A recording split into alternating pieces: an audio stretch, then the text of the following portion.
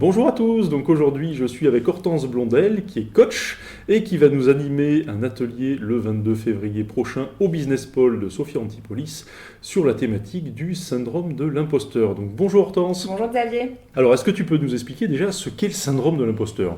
Alors le syndrome de l'imposteur, c'est un concept déjà qui nous vient des États-Unis et qui a été rendu public suite aux travaux de deux psychologues femmes dans les années 70 et qui dit quoi ? C'est la sensation désagréable, je cite, la sensation désagréable de douter en permanence de ses capacités, de ne pas se sentir légitime dans son statut actuel et de ne pas réussir à s'approprier ses succès. Donc c'est un mécanisme psychique qui fait qu'on rentre dans une espèce de dévalorisation de soi, qui fragilise l'estime, qui va faire qu'on va avoir tendance à se comparer aux autres et à se trouver moins bien. On va avoir du mal, on va dire beaucoup « Ah oui, j'ai eu de la chance » et pas « J'ai fait ce qu'il fallait pour que cette action soit un succès ». Ça va générer du stress, de l'anxiété. Conséquence de ça, soit on va procrastiner, on va potentiellement s'auto-saboter et on va, à l'inverse, d'autres personnes vont rentrer dans une logique d'effort et se surmener pour être sûr de bien faire. Toi, tu fais de l'accompagnement notamment des chefs d'entreprise, start-up ou autres et en hyper-croissance notamment. Est-ce que tu as pu rencontrer ce type de problématique chez des chefs d'entreprise ?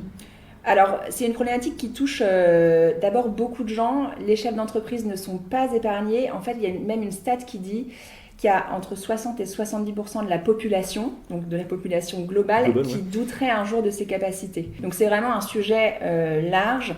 Ça n'épargne pas le chef d'entreprise.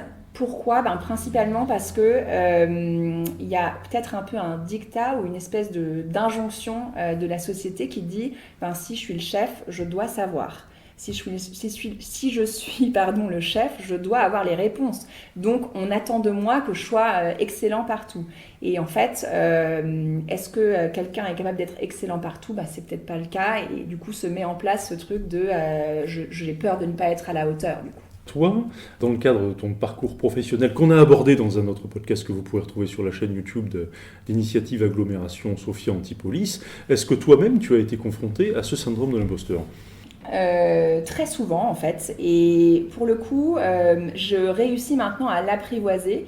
Pour la petite anecdote, j'ai failli t'appeler hier en te disant non, je ne suis pas disponible ce matin pour enregistrer les podcasts. Pour quelle raison ? Parce que j'avais peur justement est-ce que ce que je vais dire crée de la valeur, est-ce que ça va intéresser les gens, est-ce que voilà. Et en fait, je sais que c'est un jeu de mon cerveau qu'il s'agit de décortiquer. J'ai peur de quoi ? Une fois que je mets le doigt sur ce qui se cache derrière cette peur, être à la hauteur, ça veut dire quoi, pour qui, pourquoi, etc. Je suis capable de décortiquer le mécanisme pour moi et de me dire, bon, ok, petit syndrome, t'es mignon, mais tu vas pas me la faire. Et en fait, Xavier est très sympa et on va aller se parler sans problème.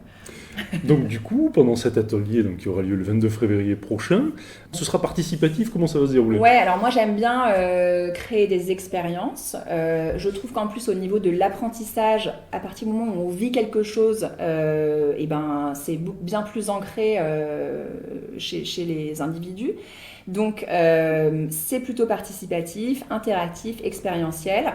On se parle de la peur de ne pas être à la hauteur, donc on va aller explorer ce qui se cache derrière cette peur, justement.